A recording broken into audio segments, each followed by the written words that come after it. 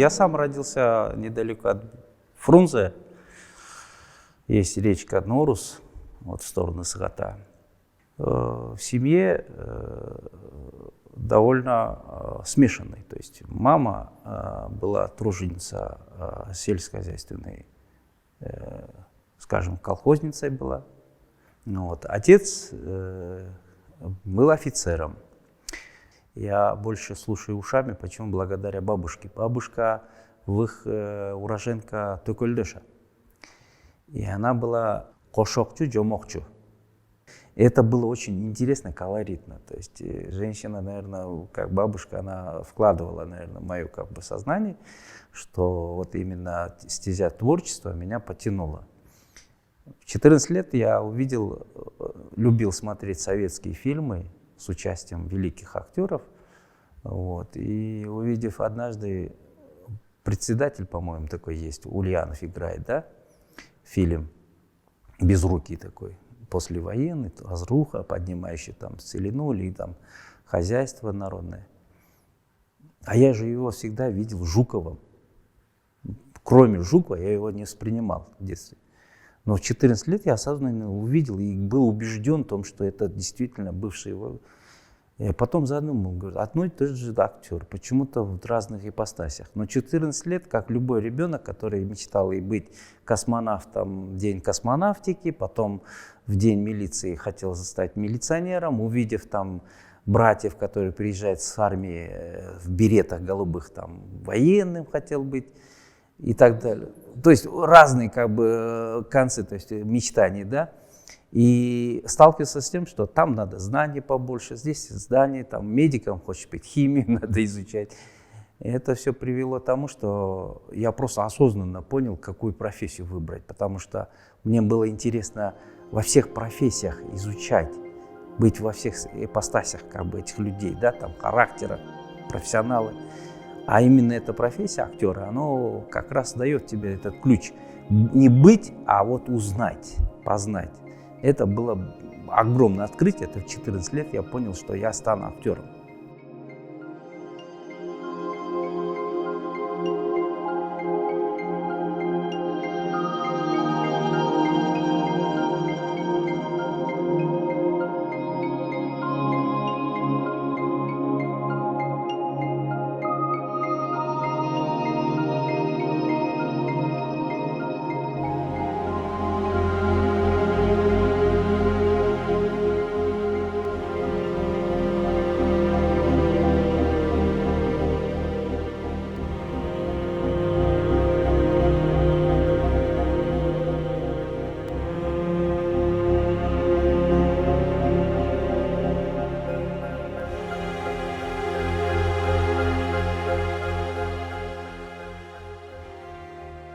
В 1987 году был набор кыргызской студии, первый раз и единственный раз в Санкт-Петербургский, то есть Ленинградский театральный институт имени Черкасова.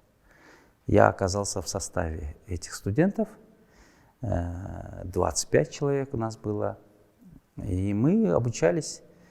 Но через некоторое время мне просто актерское искусство, как бы, я так понял, что я набрал то, что мне необходимо за 2 курса. И мне было интересно, потому что ты уже в Санкт-Петербурге, я здесь-то толком в театр не ходил, не смотрел. В кинотеатр то, что привозили в село, то и смотрел. А там оказался в таком бурном как бы явлении, как Санкт-Петербург. И там и кино рядом, Ленфильм. То есть первые шаги в малом зале Товстоногова начинали, вообще первые уроки мастерства. Это все как бы впечатляло, и я так понял, еще есть, кроме актерского этого искусства, да, есть режиссерский, чего меня привлекло. Я тихо-тихо начал туда, как бы, но никому не говоря, это я сейчас говорю, я каждое лето старался поступить в режиссерский. Ну, первые собеседования меня выкидывали. То есть кто бы ни преподавал, и в Додину, и так далее, и тому подобное. То есть я пытался что-то там пойти, и смотрели на меня вот такими глазищами пацана, и говорят, нет, где ты там? Я говорю, у другого мастера там на актерском. Вот иди и заканчивай. Все время мы выпихивали. А мне хотелось еще больше дальше. Самое удивительное, что я уехал-то в армию с Фрунзе, а приехал в Бишкек. И надежда просто как растаяла, потому что той страны, где я учился, не стало. И режиссура мне уже не светила. Почему? Потому что я созванивался со своими мастерами. Говорит, голубчик, говорит, мы тебя примем с удовольствием. Мы тебя как не примем? Говорит, тем более, говорит, у нас международный такой курс набрался. Ты будешь представлять Кыргызстан. Только, говорит, 300 тысяч рублей, говорит, тогдашними. Оплати.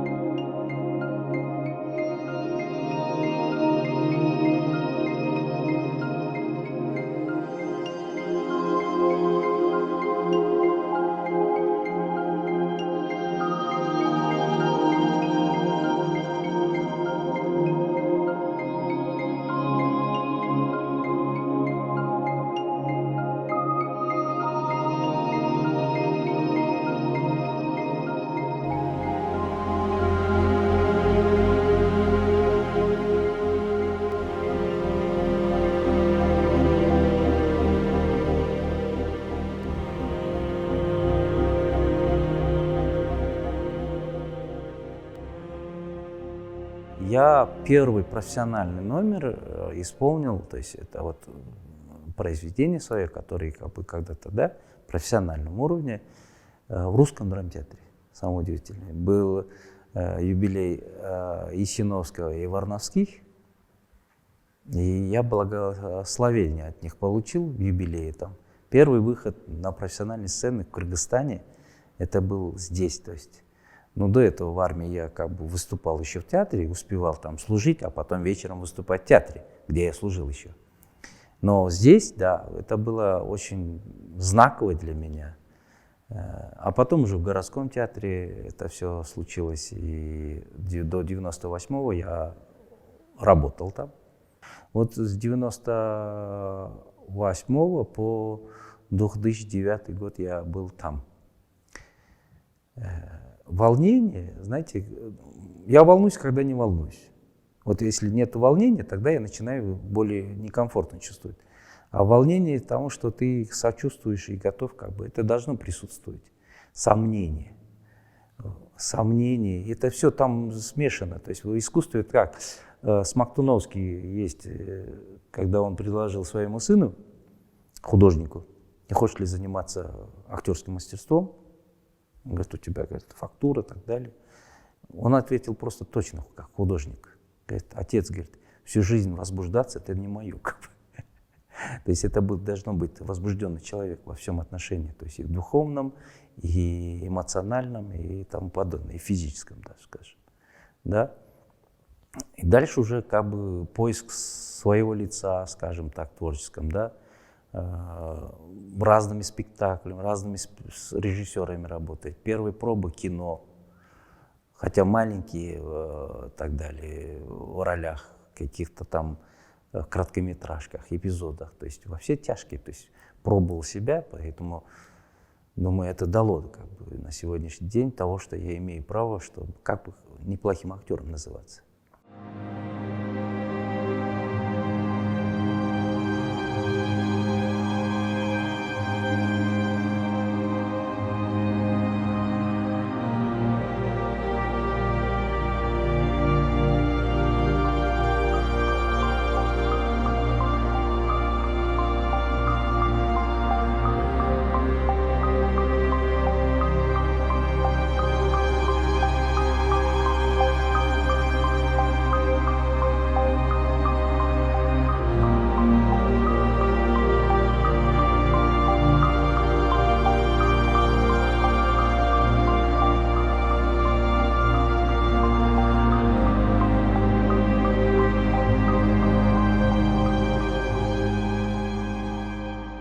Вот это слово, да, со стороны как бы прицепленный, простите, меня учили, да, говорят, эгоистом надо быть. это основа всего творческого человека, да.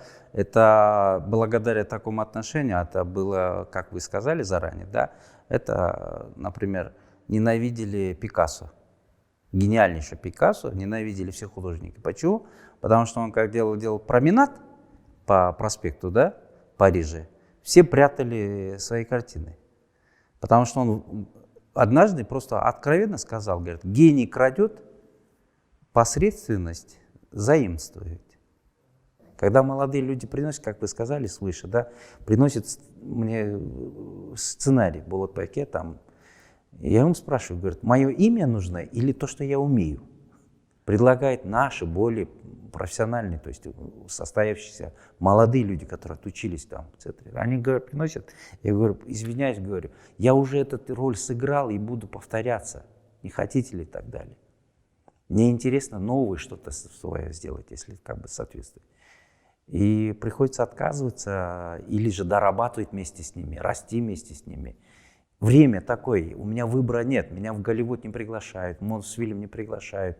Может быть, там надо тусоваться, да, как Марат Амираев на сегодняшний день, он в Казахфильм ушел. Да, почему? Потому что он потребности себе не нашел, и он просто ушел. Сейчас он там просто на расхвате, как актер, дарование, время, да, он ловит волну, как бы скажем, да. Мне волну ловить можно, то есть здесь, но кроме этого у меня педагогические как бы деятельности, то есть я как бы себя мало-мало, но удовлетворяю творчески, да. В кино на сегодняшний день совсем эту вакханалию, как вы сказали, остановить невозможно, наверное. Оно должно рассеяться. Оно рассеяться должно. И как вот Болот Төленович сказал, говорит, оно потихоньку, говорит, должно восстановиться. Но, к сожалению, на сегодняшний день одна очень важная вещь, что если сравнивать с тем, что было в советское время, да, там были знатоки побольше, знатоков больше было, то есть сынчылар. Толубай Сынчылар. Толубай Сынчы, герой наш, да, эпический. Благодаря ему народ знал, какой из лошадей является чистокровным, там, аргымаком.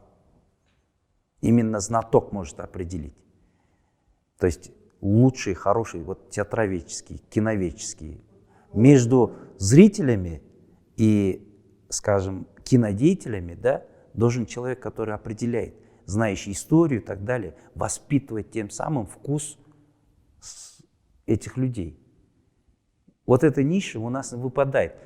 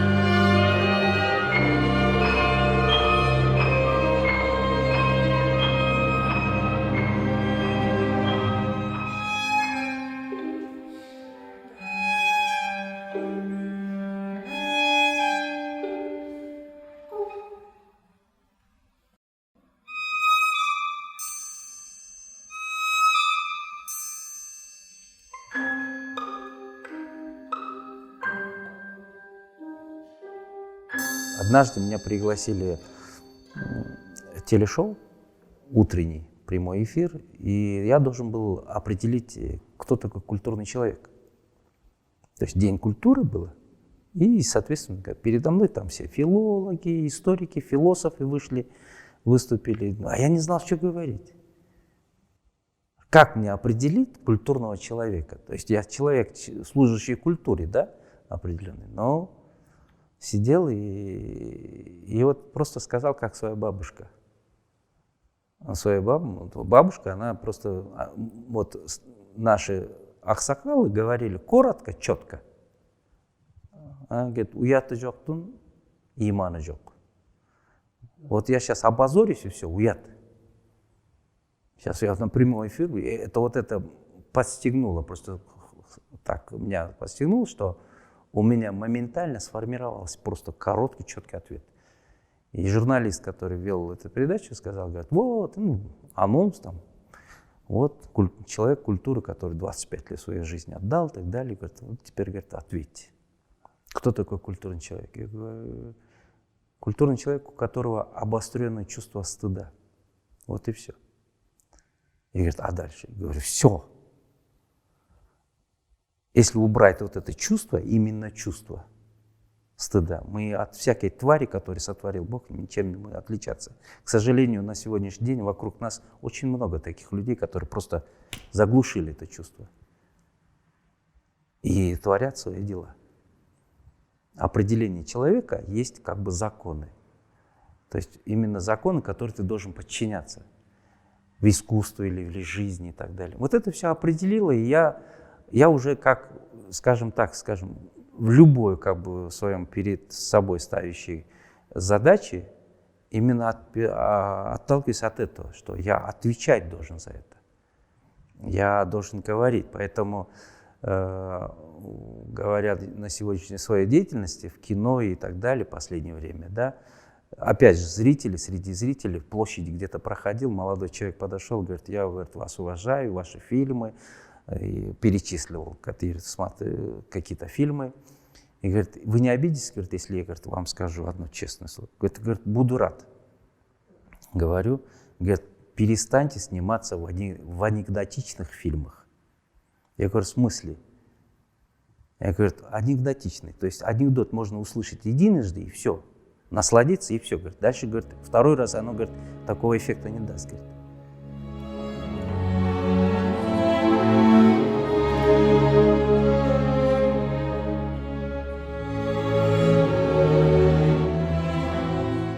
Человек в этом мире словно птица на ветке.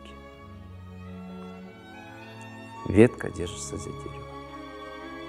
Кто держится за дерево, тот следует хорошим советам. Хорошие советы дают при дворе. При дворе находятся придворные. Придворные следуют моде. Мода возбуждает воображение. Воображение – это и есть состояние души. Душа дает возможность человеку жить. Жить на земле. Земля – это не то, что море. Море бывает бури. И бури треплют корабли. А кораблю нужен добрый кормчий. И добрый кормчий должен быть благоразумен. Благоразумен должен быть старики. Но старики любят богатство. Богатство делает людей богатыми. Богатые – это не то, что бедные. Бедные терпят нужду. Кто терпит нужду, тому закон не писан.